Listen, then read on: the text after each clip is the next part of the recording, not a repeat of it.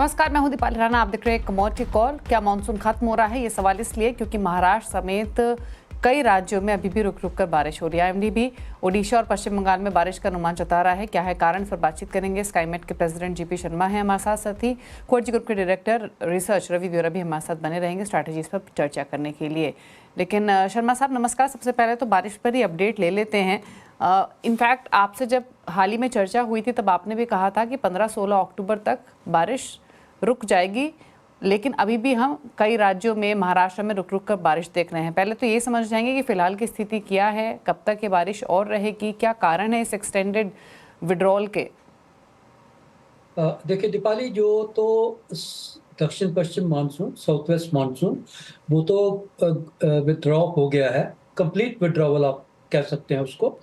लेकिन उसके चलते ही साथ क्योंकि नॉर्थ ईस्ट मानसून भी एक्टिव हो गया था, और अब जो भी बरसात हो रही है देश के दक्षिणी भागों में, जो कि महाराष्ट्र तक भी एक्सटेंड कर रही है, और ये एक नॉर्थ ईस्ट मानसून का हिस्सा है। और जैसे आपने अभी कहा कि पश्चिम बंगाल और उड़ीसा के क्षेत्रों में वर्षा, वो तो एक चक्रवात अभी जो बनने वाला है बंगाल की खाड़ी में, अभी एक डिप्रेशन है इस वक्त, तो उसके चलते उन क्षेत्रों में वर्षा संभावित रहेगी। और अच्छी वर्षा हो सकता है, कुछ स्थानों पर भारी वर्षा। लेकिन वो क्षेत्र जो है पूरे का पूरा छत्तीसगढ़, उड़ीसा, बंगाल, बिहार, झारखंड समेत अभी तक की जो अक्टूबर की वर्षा है, वो उसमें तो डेफिसिट है, बहुत ज्यादा वहां बरसात नहीं है। हाँ, केवल केवल महाराष्ट्र के क्षेत्र जरूर हैं जिनमें आज के दिन में भी रुक रुक कर कुछ स्थानों पर वर्षा जरूर हुई है, और वो हमें अभी 1-2 दिन और भी देखने को मिलेगी। लेकिन कोई भी भारी वर्षा का किसी भी जगह कोई ऐसा अनुमान नहीं है। केवल और केवल दक्षिण भारत में उसकी उम्मीद कर सकते हैं, जो कि वहां पे नॉर्थ ईस्ट मानसून सीजन भी है। तमिलनाडु में हो सकती है, केरल में हो सकती है, कर्नाटक के जो भीतरी भाग हैं, बेंगलोर समेत हसन, मांड्या, मैसूर, उनमें हो सकती है। कोस्टल कर्नाटका में हो सकती है जरूर, रायलसीमा के क्षेत्र जो आंध्र प्रदेश का एक हिस्सा है, वहां जरूर हो सकती है। और यहाँ पे जो वर्षा थमेगी वो लगभग लगभग मैं कह रहा हूँ 2-3 दिन और लगेंगे। और तब तक जो ये चक्रवात बन रहा है, साइक्लोनिक स्टॉर्म जो दाना बन रहा है, उसके कारण हमें सतर्क रहना पड़ेगा। पश्चिम बंगाल, उड़ीसा के क्षेत्रों में भारी से बहुत भारी वर्षा संभावित रहेगी। जी। अच्छा, तो जो एक गंभीर साइक्लोन की आशंका जो जताई जा रही है, इसकी इंटेंसिटी कितनी सीवियर हो सकती है फिलहाल, अगर कंडीशन को समझा जाए शर्मा साहब?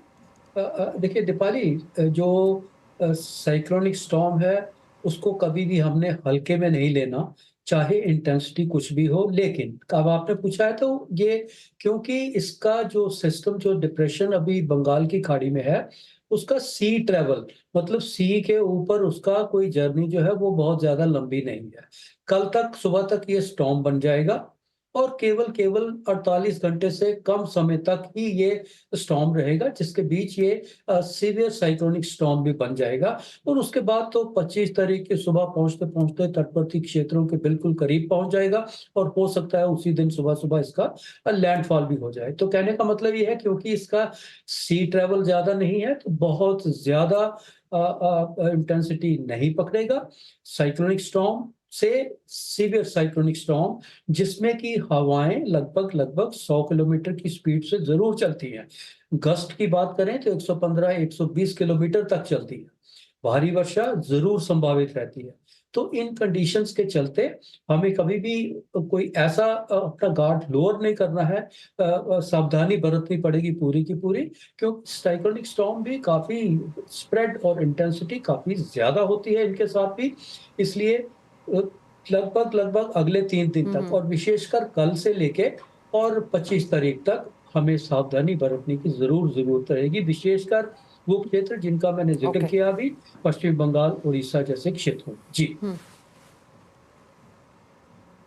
ओके, चलिए शुक्रिया शर्मा साहब बताने के लिए किस तरीके की स्थिति यहाँ से रह सकते हैं। अगले 2-3 दिन और इम्पोर्टेंट रहेंगे बारिश के हिसाब से। शुक्रिया सर। रुकना इसी के साथ।